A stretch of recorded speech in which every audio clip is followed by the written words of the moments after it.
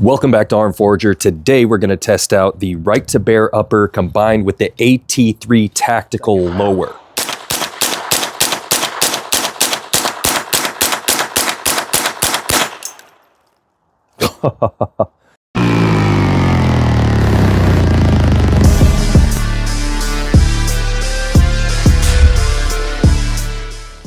Now this is obviously a pistol system. I did get the receiver extension from Samson. This is the BRE 2. And man, this is a long list. This is an amalgam of parts, and so I got it written down. All right, so we got the lower receiver parts kit from Aero Precision. I did put on those Wilson Combat anti-walk pins. Again, this is the AT3 Tactical lower and a 7.5-inch upper receiver from Right to Bear. And it's got the A2 birdcage on the end, pretty standard. It's got that 7-inch M-lock rail. I always suggest getting a forward grip of some type for a shorter type system here. This one's a pistol. You definitely don't want to grab that around the birdcage or the muzzle device. Yeah, that would be a really bad day. This one's by SIG. It came in a kit with a forward grip. This one does fine. As you can tell, the tungsten matches almost perfectly, so that's great. You may be wondering how I did this without the buffer or a buffer system or a receiver extension or the buffer tube with the buffer and the spring. Well, that's because I got the CMMG conversion kit in here, 22LR. So this upper in the barrel is actually a 5.56, but the conversion makes it a 22LR. I do have this Strike Industries Picatinny rail stock adapter. There ain't no stock on this, so don't worry. There's actually not even a brace on this. I just thought to cut out all the nonsense, and especially for YouTube, hey, so that's okay. You can actually fire this when it's folded or when it's extended, and there are notches on here for adjustment if you did want to put a brace on there. Skeletonized, looks pretty cool. Two other things, I do have the ReadyMag BetterMag system in here inside of the mag well. Other videos, if you want to see how that operates, I'll put it right here and what it looks like to install that and all the such. And then I'm going to be using the 1522 by Smith & Wesson, the magazines. There are some other things on here that I'm just going to briefly mention. So this is the CV Life green dot, pretty sweet, very accurate, stays on target, keeps a zero. It's pretty awesome. And then I got these high iron sights, pretty sweet. And then I also got a green laser from CV Life. Does what it's supposed to. If you've seen any of my other videos on these 22 conversions or even the 22 dedicated uppers, you know that ammunition and magazine has a lot to do with it. Also, if it's a blowback system opposed to a gas system, obviously there is a gas system. This is supposed to be for 5.56. And with the CMMG, you can see where the tube connects to the key. And so it's gonna operate in a gas type system. And so you're gonna need something traveling a little hotter. I have tried the Federal, I've tried the Winchester at about 1200 feet per second, and it does not work. It doesn't work the way you want it to. There's usually a lot of malfunctions. And hey, guess what? I mean, if you're second guessing that, if you're like, no, it has nothing to do with the ammunition or the magazines, yada, yada, yada.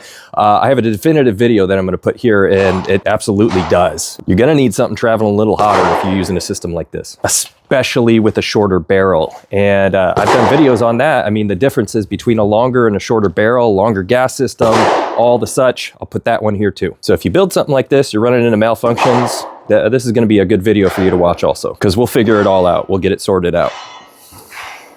All right, cool. Let's test out some ammo. I'm not actually gonna set up a target today. This is mainly for functionality purposes to see how things go. Today I'm in a bay at the range that is the only one available, which never happens. There's usually a lot of bays here open, but this one you can't run a steel target in. So our main concern is functionality, not accuracy today. Let's run a few rounds of this Winchester. So this is 32 grain and it's traveling at 1280 feet per second. I already ran this Federal and it's 40 grain and it's traveling at 1200 feet per second. And this just is atrocious. It causes all kinds of malfunctions. It's just terrible. I do not suggest using Federal for one, because I've ran into so many issues, not just with 22. But you do you. If you have great success with Federal, whatever.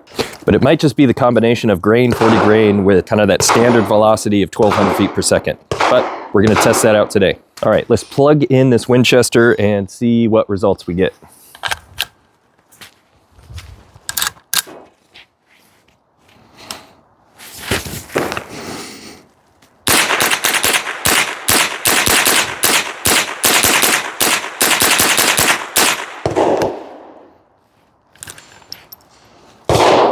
Beautiful.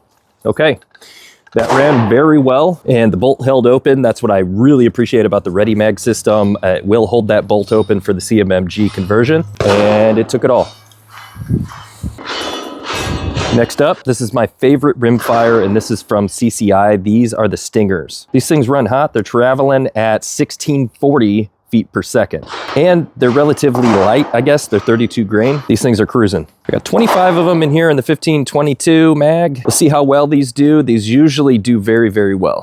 And as far as functionality purposes, that's what we're looking for. We don't want any malfunctions. The Winchester surprised me, but hey, it worked pretty well. And if you're looking for value, which I think all of us are when we're running a 22 LR, that's the reason we buy these things. In a lot of cases, I mean, there's arguments out there that, hey, 22 LR, great self-defense weapon. I'm not arguing that today. And there's many other reasons, I guess, to get a 22 LR. But if you're doing a conversion on something like this, I want it to be cheap. That's the reason why I do this. Yeah, you know, as far as this goes, I'm converting these weapons in order so that I can target practice for cheaper. I want to be able to plink. I want to go to the range and hit the target a bunch of times without spending $100 and some on just, you know, being able to come out here for an hour or something. 5.56 is getting cheaper, but it's not as cheap as it used to be. 22, you used to be able to buy a brick for $7 or around that. You're looking at almost double that for just one box of 20 rounds for 5.56.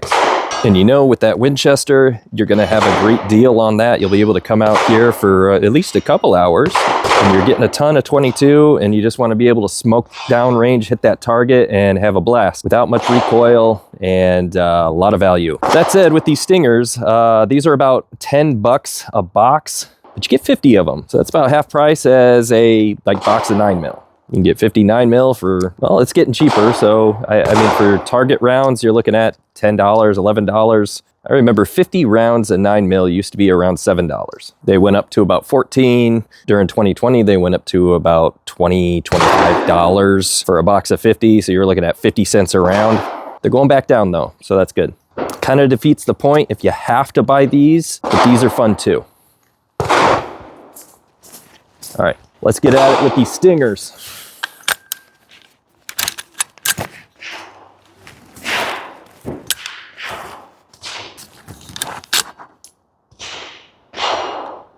Okay, that's interesting. Click.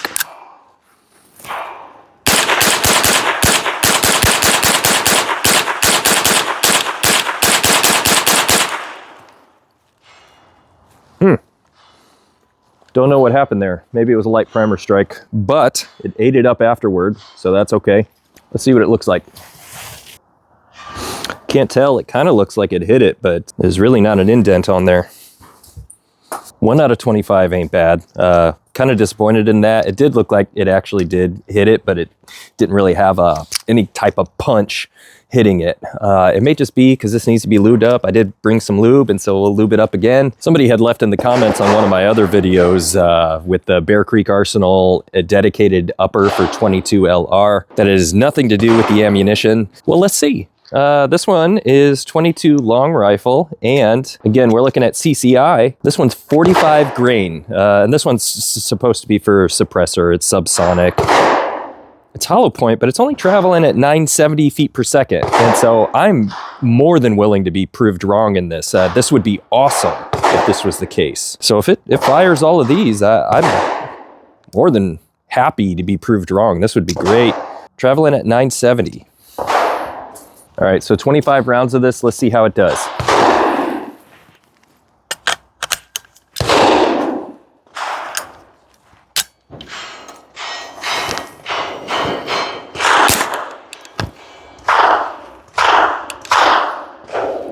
Nope.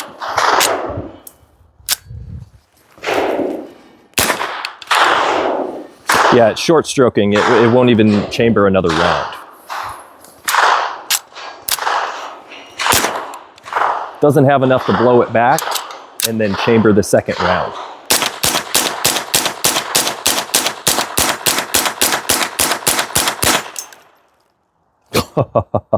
As soon as I say it, then it just functions. That's cool. That's a heavier projectile, heavier bullet, 45 grain.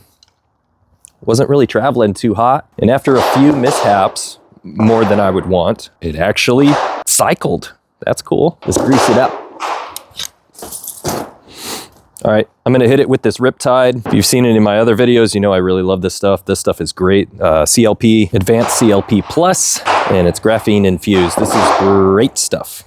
All right, lubed it up real good. Kind of choking on my words here, which is okay with me. I would rather run this Federal if the problem is just that I didn't lube it up good enough every single magazine. And what was said was about every 200 rounds, lube it up super, super good and clean it. I don't want to have to do that. I do understand 22 LR runs dirty. It runs really dirty. I just don't want to have to do that after every 200 rounds. That defeats the purpose. Every 4 mags or so, 5 mags, 8 mags, whatever. But if all it needs is just a little lube or a lot of lube, whatever, I'll bring the lube to the range. I'll lube it up real good and then buy some cheap ammo and have a blast at the range.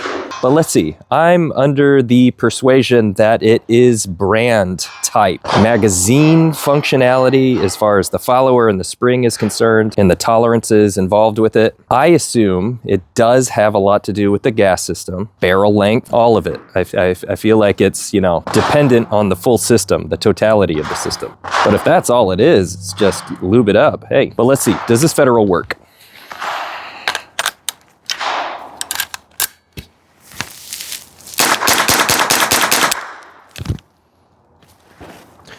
Seven, and then a pretty hardcore malfunction there. I don't know why this Federal does this, but I haven't had this issue with the other ones. I did have a light primer strike, even with the CMMG.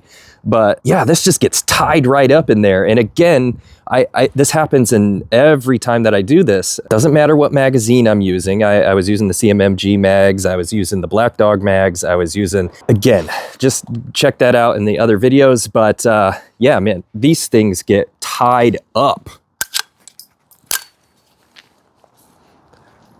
And there we go. There was already one chambered, and so when I tried to chamber another round, that's what happens. It gets all bogged out in there.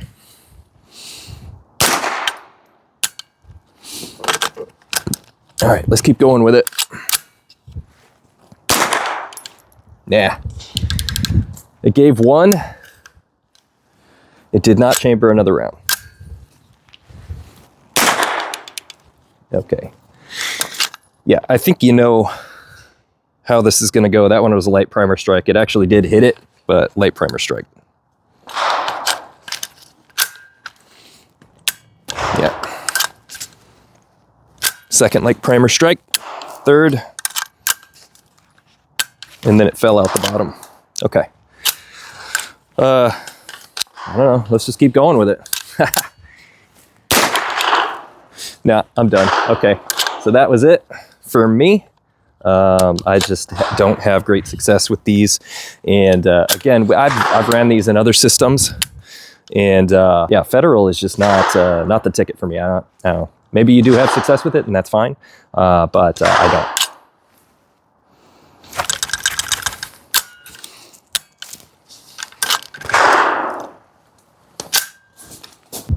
Okay, so CCI, so far you're the winner, and I would suspect so. Pretty high quality stuff.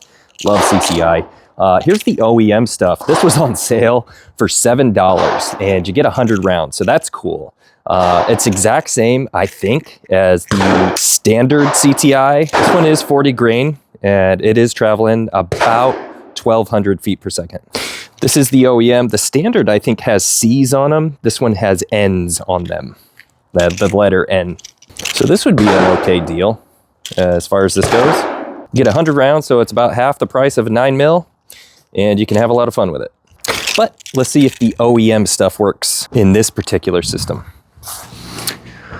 All right, 25 rounds of that OEM CCI, and I'm just gonna fold the receiver extension here just because. All right, cool.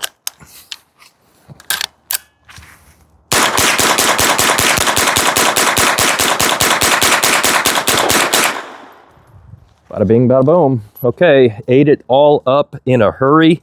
And so that is pretty sweet. I do like the OEM stuff, I guess. Apparently it does okay.